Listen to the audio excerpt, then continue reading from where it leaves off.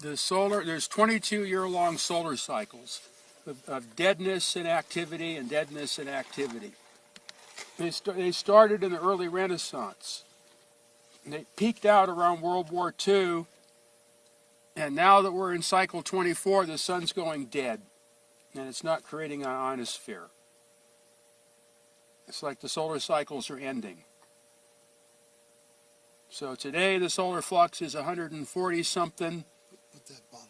It should be 200 and something. So the sun's only operating at half power right now for this part of the cycle. So you don't have the ionosphere that you need in order to communicate to other parts of the world. It's all dissipated. So ham radio is dying. Well, it made it so there was no ham radio available for a year during the minimum of the cycle. Now we're at the maximum, and the maximum is no better than a minimum. So now the question is when it goes into the minimum in the next 7 years, how dead is the sun going to get? The last minimum, it got record dead. The solar flux never dropped below 60, ever. This time it went down to 58. And you couldn't communicate via the ionosphere. So the sun can be reconfiguring for a cold, dead cycle, like in the Dark Ages. There's a popular book written on the subject called Jupiter Effect. It's actually fairly accurate. The Jupiter Effect. Yeah, it was about the total planetary alignment in 1980. And the solar flares that it was predicted to create, according to the RCA theory. And the solar flares happened just like they were predicted. Enough finally trip off Mount St. Helens. Solar flux went up to over 400. The Earth actually wobbled on its orbit from the coronal mass ejections hitting it. When was this? 1980. October 1980. Is that where you did the ceremony? It controls all the frequencies. So if you don't know what the sun's doing, you don't know what frequencies to use.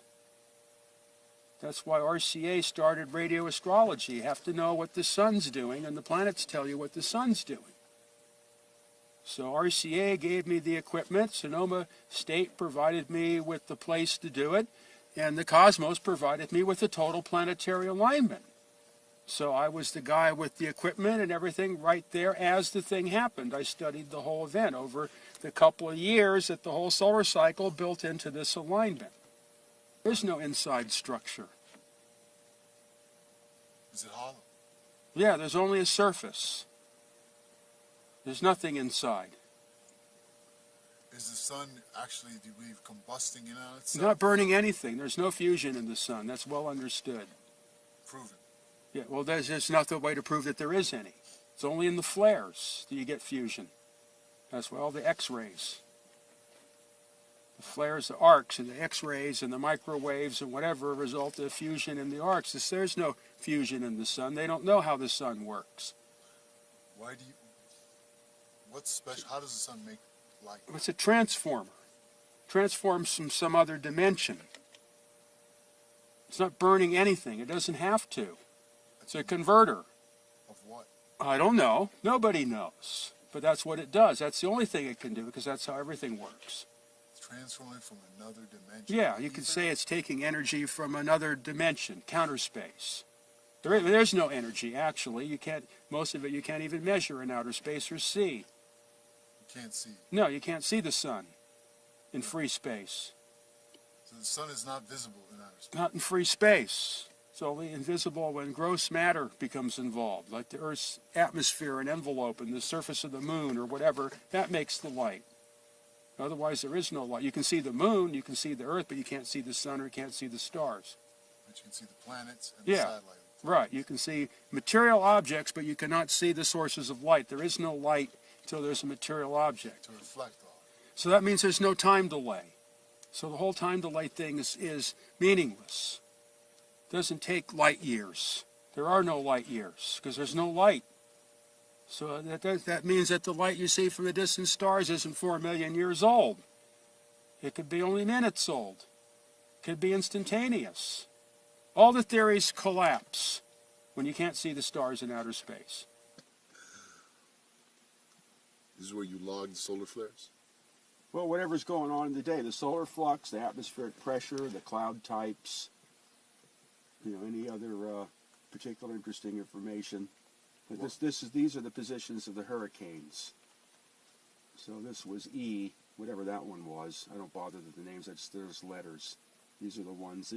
These occurred off of Baja. Baja. Just recently? Yeah, well, this was in July. So that stuff moves up here and starts the thunderstorms. Yeah. So, well, nuclear fission is a religion. It's a law. Yeah. The world must believe. That's all there is. The sun is an atomic bomb burning in the sky.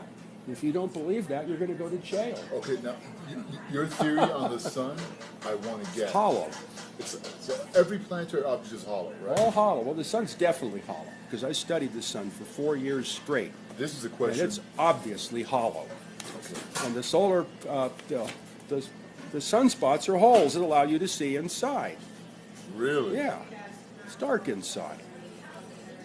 The sun is well understood in radio physics and studying the ionosphere and sunspots and all that stuff that the sun does not operate by fusion. They do not know how the sun operates. The fusion only comes out of the arcs because of the current density. That's where the hydrogen diffusion occurs, is in the actual arcs between the flares. The sun itself is not a fusion device. So the fusion is in the effect of the It's flare. a converter. Yeah, the sun is a converter from another dimensionality into this dimensionality, and obviously if you can't see it in outer space, the conversion's not complete until it hits the Earth's atmosphere or other physical object, and then it finally converts to electromagnetic When light. it hits the ozone layer, it does Well, the something. Earth's envelope. The Earth's envelope. Yeah, its envelope is undefined. Undefined. Yeah, But you have to get in the Wilhelm Reich about that. Like we were talking about how you can't see the stars anymore. Yeah, yeah. So the sun, would you say, makes its quote-unquote energy through some electrical etheric process? Yeah, because of its voltage, its So- position. Would you call it some kind of etheric lamp? A lantern? Yeah, of it's some like a kind? giant Tesla lamp. You know, in the Converter. the sun is a converter. Yeah. It's not burning anything. So it's an etheric electrical Yeah, converter. converter. And It's converting from primary force to secondary force. the conversion is complete once it hits the upper atmosphere. Of the Yeah, Earth. then once the emission interacts with physical matter, then it reverts to its reduced form, the waste product, which is heat and light and mechanical activity. But it doesn't start off like that, and its origin is undefined because it comes from what people like to say another dimension, counter space. Sunspots are holes in the The sun. holes in the hollow sun. There's a photosphere that generates the light, and it's contiguous. It's not contiguous. It's little things that move around. Contiguous. Yeah, it's an arrangement of little glowing spots, and it's dark in between. It's a veil.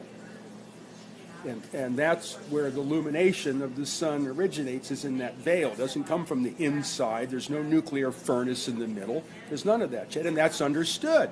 When I studied this stuff at Sonoma State, that's understood. But they have to continue this popular image that the sun is a nuclear bomb burning in the sky. Scarcity. Because combustion. everything's got to work on destruction. Exactly. Burning Right. something. Yeah. Yeah. Like the caloric theory. That's another. Yeah, big whatever. lot It of has to bullshit. be the laws of thermodynamics. You have to pay. So It has to be a meter. If you can't put a meter on it, it's not real. Do you have any respect for